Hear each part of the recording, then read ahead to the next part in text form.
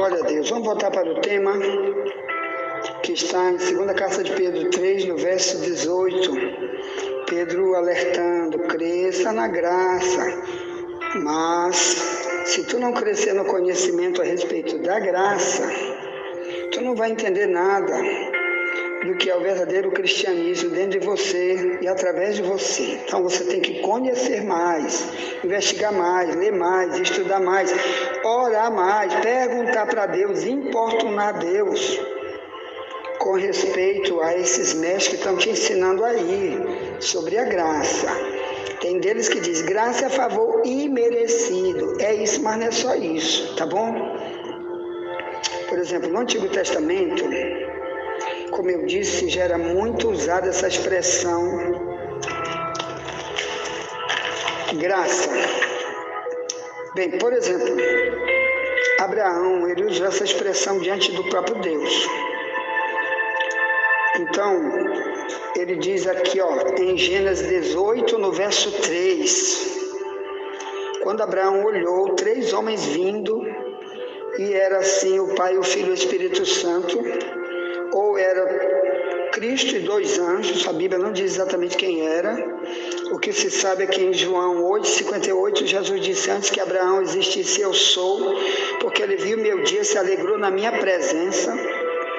Então Cristo com certeza era um dos 3 que veio para falar com Abraão.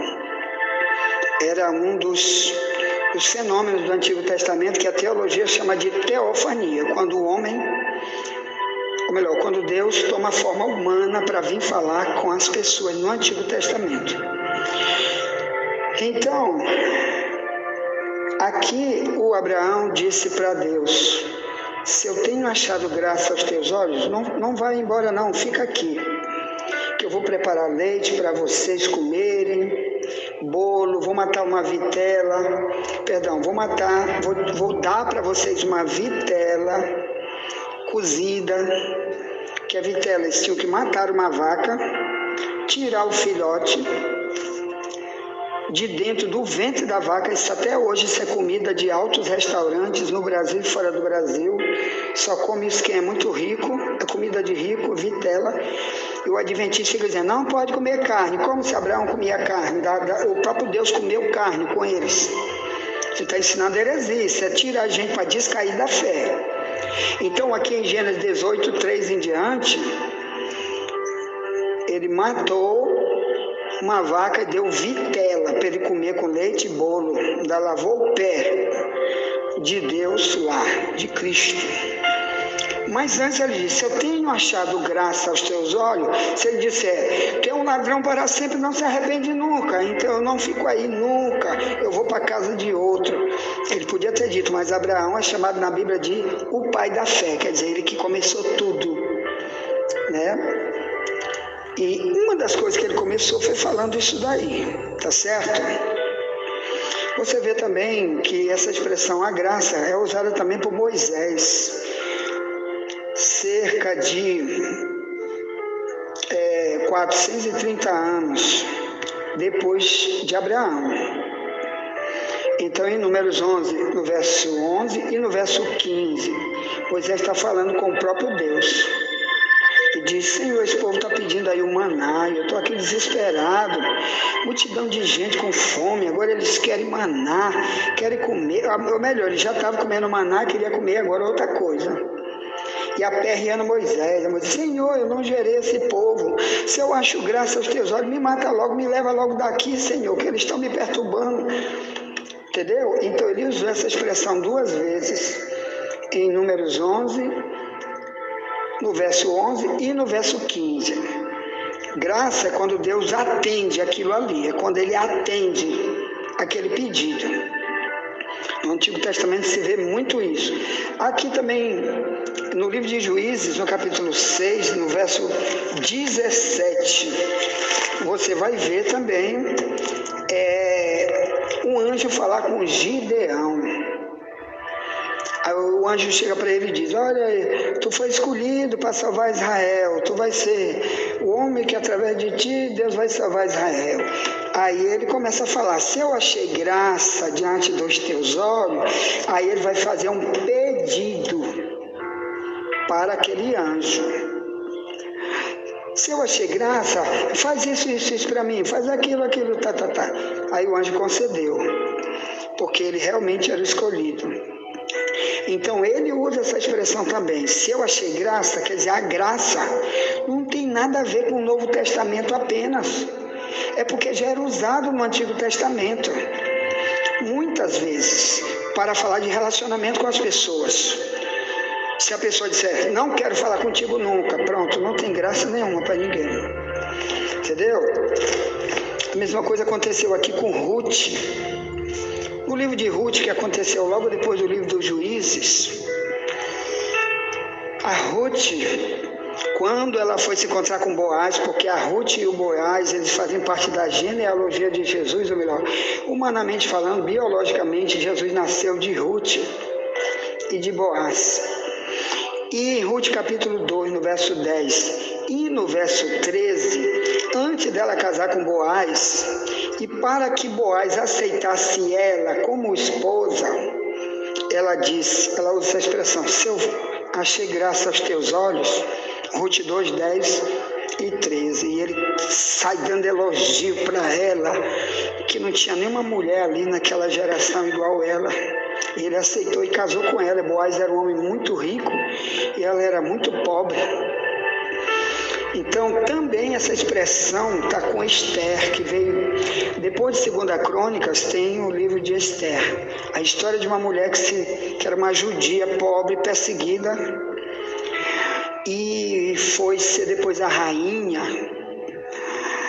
esposa de um rei perigosíssimo, malvado, que tinha ódio de Israel, né? E ali ela, em Ruth, no versículo 2,15, antes dela conhecer esse rei, antes do rei conhecer a ela, diz, e alcançava Esther graça diante de todos que a viam. Esther 2,15, quer dizer, todo mundo olhava para ela, ela tinha coisa que atraía, viu? Ela tinha algo que atraía as pessoas, mesmo até de boca fechada ou falando. Aí quando ela chega já era rainha, e na época era proibidíssimo alguém entrar para falar com o rei sem o rei chamar, que o rei às vezes até mandava matar se alguém entrasse. Aí ela, Esther, usa essa expressão também para o rei, ela já casada com ele, mas ele só falava com ela quando ele mandava buscar. Era assim que era o rei da época. Então ela, para ela não ser morta, e porque ele amava ela demais também, que ela era uma rainha diferente, aí ela usou essa expressão em Esther 5, no verso 8. Se eu achei graça diante dos teus olhos, aí ele aceita ela, deixa ela falar, atende o pedido dela. Então essa expressão graça está muito usada no Antigo Testamento. No Novo Testamento diz, Atos 2,47, que o povo cristão que pregava, eles caíam na graça do povo. Já imaginou, irmãos, o que significa isso?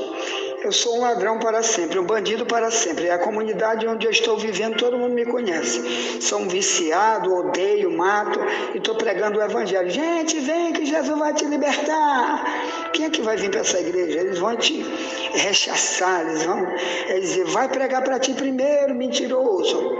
Mas aquele povo, eles tinham um comportamento mudado, transformado, de santidade, que o povo via a mudança neles. E aqui por isso diz que eles caíam na graça do povo. Glória a Deus. Aqui também, quando fala de Lucas, vamos lá?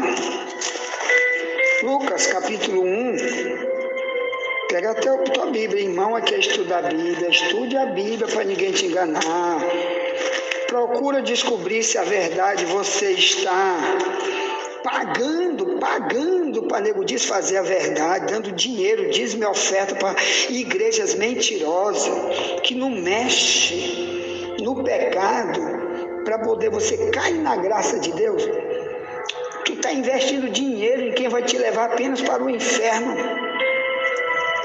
Então vamos estudar a verdade. Olha, essa escola bíblica está precisando de ajudador. Em vez de tu estar ajudando aí falso mestre te levar para o inferno com ensino falso.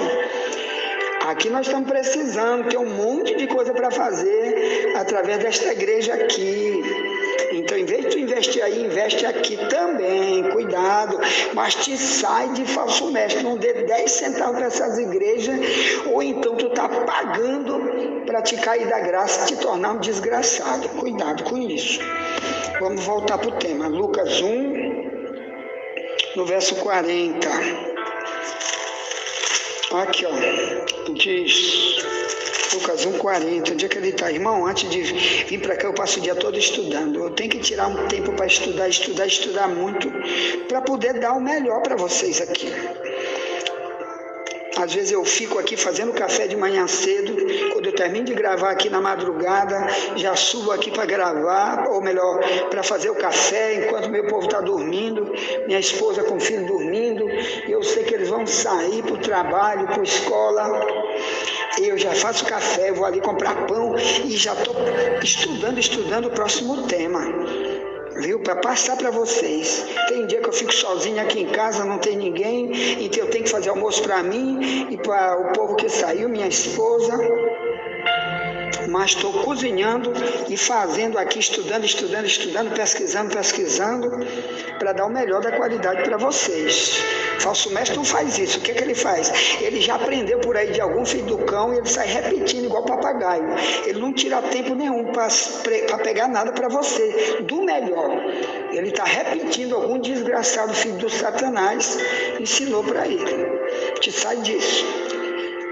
Bem, então, em Lucas 1, no verso 40, diz assim, ó, glória a Deus, aqui é para falar sobre não vou falar disso aqui agora não, tá bom? Já vou falar. É para falar aqui sobre João Batista, mas eu perdi o versículo, eu vou pegar já e trago para vocês. Eu vou já passar para você, tá? Vamos falar de Jesus Cristo. Vamos falar de Jesus Cristo, tá bom? Em Lucas 2, aqui, ó, quando ele era menino. Aqui, ó, Lucas 2, 52, diz, e crescia Jesus em sabedoria, em estatura e em graça para com Deus e os homens. Então já imaginou se Jesus desde cedo, desde criança, era igual um filho de muitas famílias que não ensinam a verdade para seus filhos, e o menino desde cedo começa a ser rebelde para com pai e mãe, e os vizinhos tudo sabem. Se Jesus desde criança fosse um maconheiro, aviãozinho de vender droga, como tem multidão aqui no Brasil, criança desde cedo já se insere no tráfico de drogas, já é aviãozinho desde cedo. Mas Jesus não, irmão. Jesus, ele crescia na graça diante de Deus e dos homens, quer dizer, não só Deus via o comportamento dele como criança, que a Bíblia diz que ele teve que se transformar num homem, para vir morar no meio dos homens. Então, para viver no meio dos homens e para depois começar a pregar o Evangelho, desde cedo ele investiu nisso, em cair na graça do povo. Ou melhor, ninguém via ele como cachaceiro, ladrão, fumador de maconha desde criança, rebelde. Não, ele era um missionário desde criança, ele era um homem santo desde criança. Assim como todos os pais devem fazer com seus filhos desde criança, para poder Deus mais cedo começar a usá-lo e mais cedo Deus enviá-lo para fazer discípulos, para ganhar almas e principalmente para ser irrepreensível diante do mundo que está aí, meu irmão, onde muitas crianças, quando começam a ir para as escolas, ali já começam a perder, a descair tudo, o ensino que foi dado na igreja ou em casa. Então, por isso tem que ensinar em casa. Pior é se não ensinar, aí mesmo que piora. Então, Jesus aqui, crescia, Lucas 2:52, crescia em sabedoria, e em estatura, e em graça para com Deus e os homens.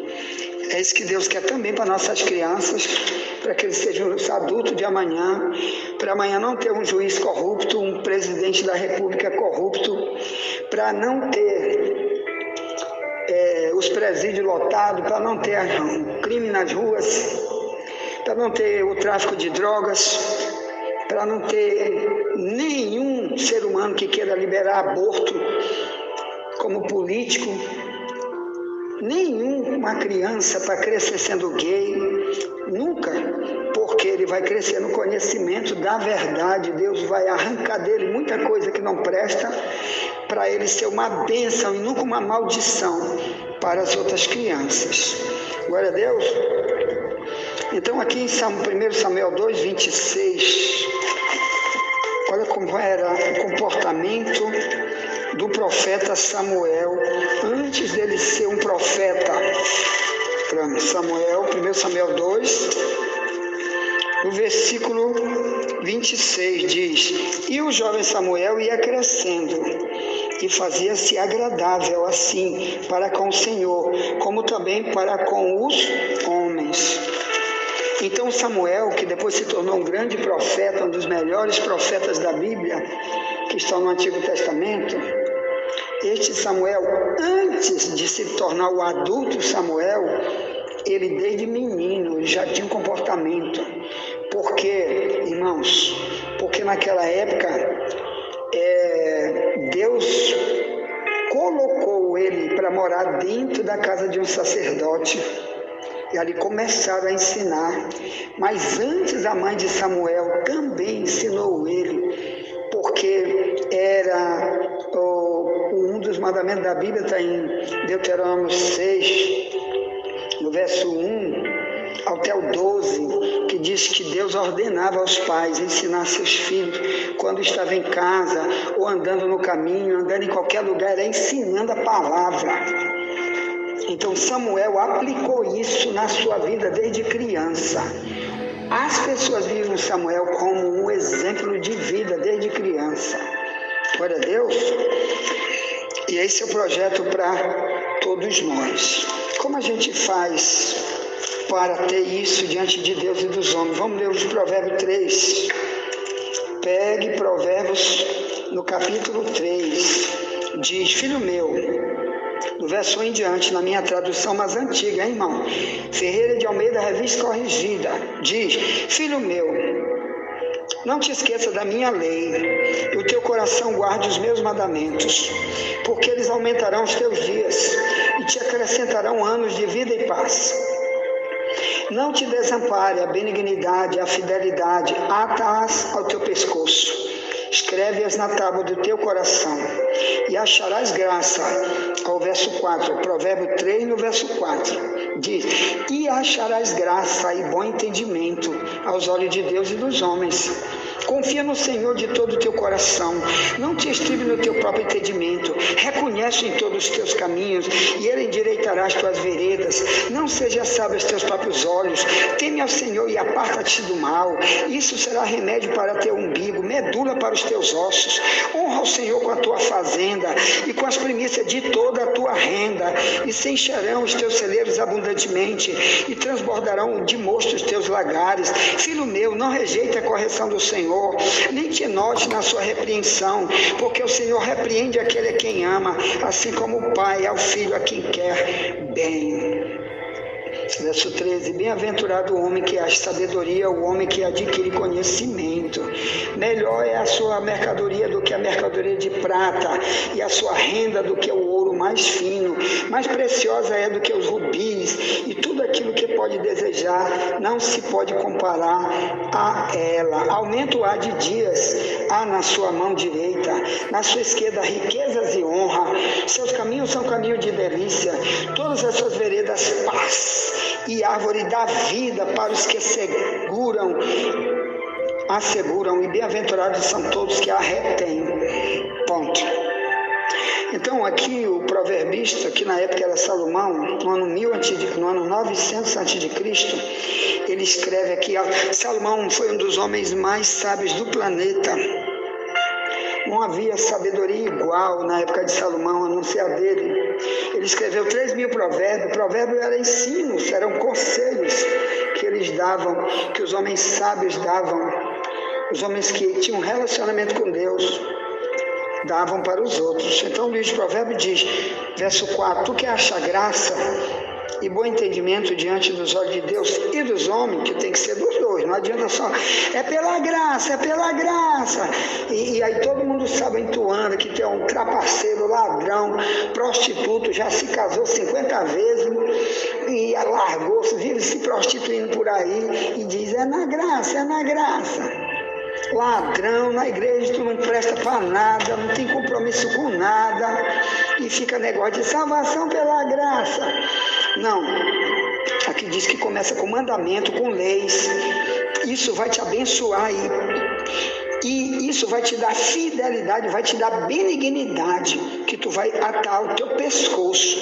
Olha que lindo, no verso 3, ata no teu pescoço tudo que tu é para Deus, ou melhor, deixa os outros ver, é como se fosse um colar. Aí sim tu vai achar graça diante de Deus e dos homens. Ponto. Tá, envia essa mensagem para alguém, já voltaremos para a quarta e última mensagem de hoje. Nunca te esquece, somente a verdade nos libertará.